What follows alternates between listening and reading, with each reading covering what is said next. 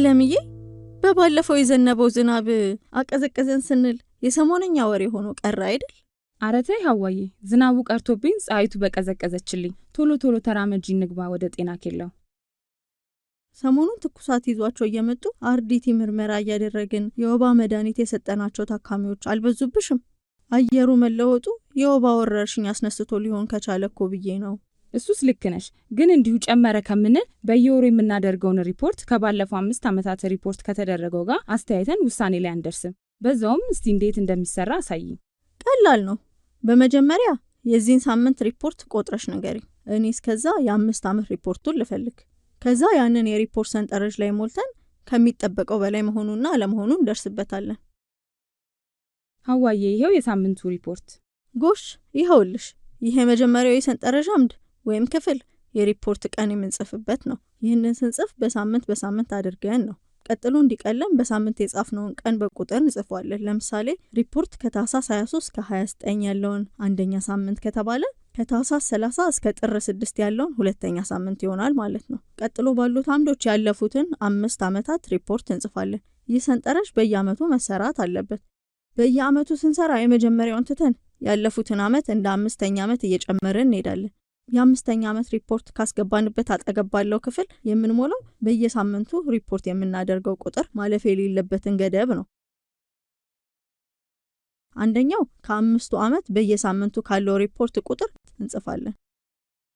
ለምሳሌ የዚህን ወር እንውሰድ። በመጀመሪያው ሳምንት ማለትም ከሚያዝያ 1 እስከ 7 ድረስ በ17ኛው ሳምንት ላይ ያለውን ሪፖርት እኔ በ2010 28 ከዛ 11 በመቀጠል 32 ከመጨረሻዎቹ 2 ዓመታት ደግሞ 8 ሪፖርት አድርገን ነበር። ስለዚህ ከነዚህ 5 ሪፖርቶች ትልቁ 32 ነው። በሁለተኛ ደረጃ ደግሞ ትልቁ 28 ነው። በዚህ ሳምንት አንቺ የቆጠርሽው ሪፖርት ስንት ነበር? 42። ገደቡን አልፏል። በጣም ከፍተኛ ነው። እውነትሽን ነው። ጥርጣሬሽ ትክክል ነበር። በይ የወረርሽኝ መቆጣጠሪያ ቻርቱ ላይ እንስራው። በፍጥነት ወደ ወረዳው ጤና ጽሕፈት ቤት እንደውልና አስፈላጊውን ትብብር እንዲያደርጉልን መጠየቅ አለብን። ስለዚህ አሁኑኑ ደውይላቸው። አዎ፣ እንደሱ ማድረግ አስፈላጊ ነው። ሄሎ፣ እንዴት አረፈድክ አቶ ይርጋ? ሐዋ ነኝ ከደሎ ጤና ኬላ። በዚህ ወር ባገኘነው መረጃ መሰረት በእኛ መንደር ውስጥ የወባ ወረርሽኝ ሳይከሰት አይቀርም። ስለዚህ ስርጭቱን በአፋጣኝ ለመግታት የጸረ ወባ መድኃኒት፣ ቤት ለቤት ርጭት ለማድረግ የሚያስፈልጉ ግብአቶች፣ የወባ መድኃኒት እንዲሁም ተጨማሪ አፋጣኝ የወባ መመርመሪያ ኪት ያስፈልገናል። እሺ፣ በአፋጣኝ የሚመለከታቸው አካላት ማለትም የመንግስት ተቋማትንና መንግስታዊ ያልሆኑ ተቋማትን አናግሬ በተጨማሪም ሁሉንም የህብረተሰብ ክፍል ለዘመቻ እንዲነቃነቁ ከናንተው ጋር እንዲሰሩ ሰው ወክዬ በቶሎ እንመጣለን። እናንተ ባሉት ነገሮች ታማሚዎቹን የመለየትና የማከም ስራችሁን ቀጥሉ። እሺ አቶ ይርጋ፣ አመሰግናለሁ። እንዴት ዋላችሁ? ዛሬ ሰበሰብናችሁ ባለፉት ተከታታይ ሳምንታት ድንገት በዘነበው ዝናብና እንዲሁም ዝናቡን ተከትሎ በነበረው ሙቀት ምክንያት የወባ ትንኝ ከጠበቅነው በላይ ስለተራባና ከምንጠብቀው ሰዎች በላይ በዚህ ትንኝ ለወባ በሽታ በመጋለጣቸው በአፋጣኝ ስርጭቱን ለመግታት ምን ማድረግ እንደሚገባችሁ ልናሳስባችሁ ነው።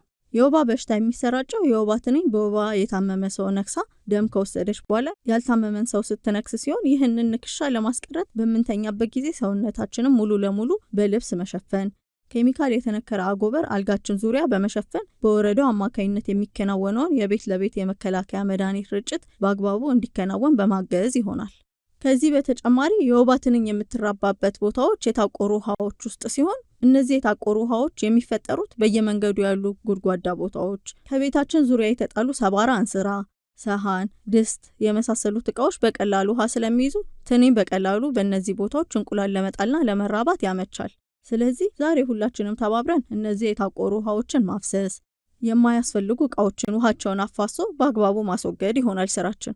በዚህ ጉዳይ ላይ የወረዳችን የጤና ጽሕፈት ቤት ኃላፊ አቶ ይርጋ የሚጨምሩት አላቸው።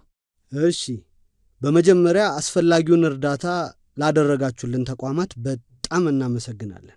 የጤና ኤክስቴንሽን ባለሙያዋ ሐዋ ካለችው በተጨማሪ የወባ በሽታ ቶሎ ካልታከመ በአፋጣኝ የሚገል ስለሆነ በቤታችሁ ወይም በአካባቢያችሁ ውስጥ ትኩሳት፣ ማንቀጥቀጥ፣ ብርድ ማለት፣ ማላብ፣ የምግብ ፍላጎት ማጣት፣ ራስ ምታት እንዲሁም የወገብ ህመም የታመሙ ሰዎች ካሉ በአፋጣኝ ወደ ጤና ኬላ ይዛችኋቸው እንድትመጡ እና እንዲታከሙ እንድታደርጉ አሳስባለሁ። ከተባበርን፣ ከተጠነቀቅን ወባን ከደሎ መንደር እናጠፋለን።